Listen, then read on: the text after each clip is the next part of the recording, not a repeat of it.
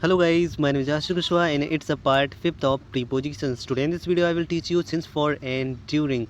Watch this video till the end because I have given you some homework in the last of the video. You have to do that in the comment section. Guys, जैसे कि अभी मैंने आप लोगों को बताया कि आज मैं आप लोगों को since, for and during का यूज बताऊंगा या सिखाऊंगा।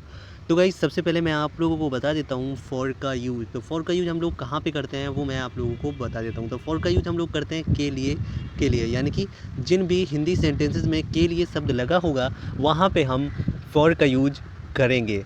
ये 99% क्लियर है, ठीक है। इसके बाद में एक और कंडीशन यहाँ पे दी हुई है समय का बोध कराने के लिए, यानी कि समय का बोध जैसे कि आप लोग देख सकते हैं मैंने पढ़ाया है पहले, जो प्रेजेंट परफेक्ट कॉन्टीन्यूअस होता है, फ्यूचर परफेक्ट कॉन्टीन्यूअस होता है, इसके अलावा पास्ट परफेक्ट कॉन्टीन्यूअस होता है। इन टेंसेस में भी फॉर का यूज किया जाता है। तो वहीं मैं बता रहा हूँ आपको, मिनट दिया हो जैसे 10 मिनट, ठीक है, सेकेंड दिए हो, हावर दिए हो, और मंथ या फिर अ लॉन्ग टाइम दिया हो, तो इनके साथ में फॉर का यूज होता है। एग्जांपल के जरिए समझते हैं। तो यहाँ पे जैसे कि लिखा हुआ है यह पेन बेचने के लिए नहीं है, तो यहाँ पे देखो लिखा हुआ है के लिए, तो इस सेंटेंस में हम लोग फॉर का यूज करेंगे जैसे कि यहाँ पे मैंने अभी आप लोगों को बताया, ठीक है।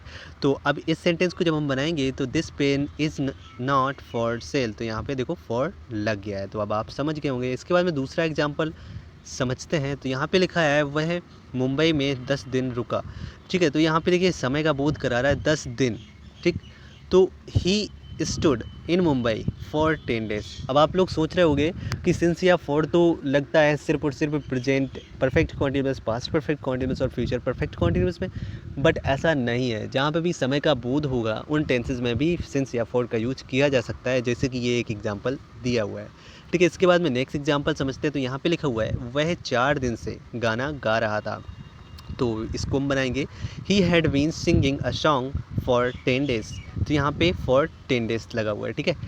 अब इसके बाद में एक और एग्जांपल देखते हैं, फिर आगे मैं सिंस का यूज बताऊंगा। तो यहाँ पे लिखा हुआ है यह केवल तुम्हारे लिए है। तो यहाँ पे देखिए ये तुम्हारे लिए, मतलब यहाँ पे लिए शब्द है, यानी कि तुम्हारे लिए, तो लिए के लिए भी यहाँ पे हम लोग फॉर लगाएंगे। तो यहाँ पे सेंटेंस बनेगा this is only for you. इसको फॉर को हम लोग फॉर बोलते हैं, फॉर यू, ठीक है। बहुत ही अच्छा प्रोनाउंसिएशन निकलता है। अगर आपको अभी तक वीडियो अच्छा लग रहा है तो आप लोग चैनल को सब्सक्राइब, वीडियो को लाइक ज़रूर कर दीजिए, क्योंकि बाद में तो आप लोग भूल जाएंगे। अब मैं आप लोगों को बताता हूँ कि सिंस का यूज हम लोग कहाँ पे करते हैं। तो सिंस का यूज हम लोग करते हैं समय का बोध कराने के लिए। जैसे कि फॉर का यूज करते थे समय का बोध कराने के लिए, वहाँ पे क्या होता था कि डे दिया होता था, लेकिन यहाँ पे क्या है कि डे का नाम दिया होगा, ठीक है। वहाँ पे क्या होता था कि मंथ दिया होता था, लेकिन यहाँ पे मंथ का नाम दिया होगा। मतलब फॉर का यूज हम लोग वहाँ पे करते हैं, जैसे कि लिखा है 4 दिन, तो ये 4 दिन यानी कि दिन लिखा हुआ है, यहाँ पे फॉर का यूज होगा, ठीक है। यहीं पे अगर लिखा होता है कि सोमवार, यानी कि सोमवार से, तो यहाँ पे हम लोग सिंस का यूज करते हैं, ठीक है। अगर लिखा हो कि 5 महीनों से, तो हम लोग फॉर लगाएंगे, लेकिन अगर लिखा हो कोई मंथ का नाम जैसे जनवरी से, फरवरी से, मार्च से, तो इनसे पहले हम लोग सिंस लगाएंगे। ये चीज़ आपको याद रखना है। इसके अलावा morning, evening, arrival and departure के साथ में भी हम लोग सिंस लगाते हैं। आइए एग्जाम्पल के जरिए समझते हैं। तो यहाँ पे लिखा हुआ है मैं सुबह से पढ़ रहा हूँ, तो I have been reading since morning. मैंने अभी आप लोग को बताया कि मॉर्निंग के साथ में हम लोग सिंस लगाते हैं, ठीक है। इसके बाद में यहाँ पे एक और एग्जांपल देखिए, लिखा हुआ है वह उसके आने तक यहाँ रुकेगा, ठीक है।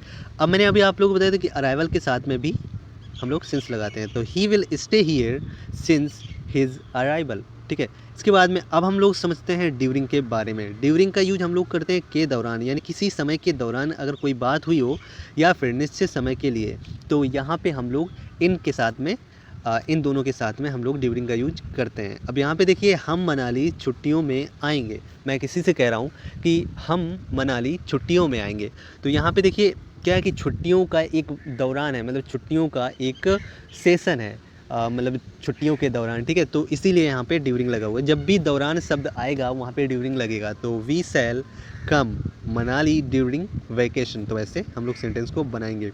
अब यहाँ पे देखिए एक और लिखा हुआ है उसने लॉकडाउन के दौरान बहुत पैसा कमाया। पता नहीं कैसे कमाया यार, मैंने तो कुछ भी नहीं, सारा का सारा कमाया ही है, ठीक है। तो यहाँ पे आप लोग देख सकते हैं लिखा हुआ है he earned a lot of money during lockdown. तो आप लोग समझ गए होंगे कि ड्यूरिंग का हम लोग यूज करते हैं जब भी के दौरान शब्द लिखा हो। इसके बाद में अब बारी है होमवर्क करने की। तो होमवर्क में आप लोगों को ज़्यादा कुछ नहीं करना है, सिर्फ और सिर्फ इन सेंटेंसेस को बताना है कि इनमें से कौन सा सेंटेंस गलत है, ठीक है। कौन सा सेंटेंस गलत है या फिर कौन से सेंटेंस गलत हैं। अब फिर से मैं आप लोगों से कहना चाहता हूँ कि अगर आपको वीडियो पसंद आया है तो चैनल को सब्सक्राइब, वीडियो को लाइक ज़रूर कीजिएगा। ठीक है, मिलते हैं नेक्स्ट वीडियो में, तब तक के लिए बाय और अपना ख्याल ज़रूर रखना। Bye bye.